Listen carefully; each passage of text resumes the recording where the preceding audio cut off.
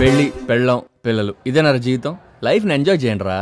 I don't know anything, I'm innocent, Gabbar Singh నా కన్నులోడు చేసి ఉంది ఫుల్ ఎక్కువ పెట్టి ఉంది. మీరు డేని ఎలా బిగిన్ చేస్తారు? డీతో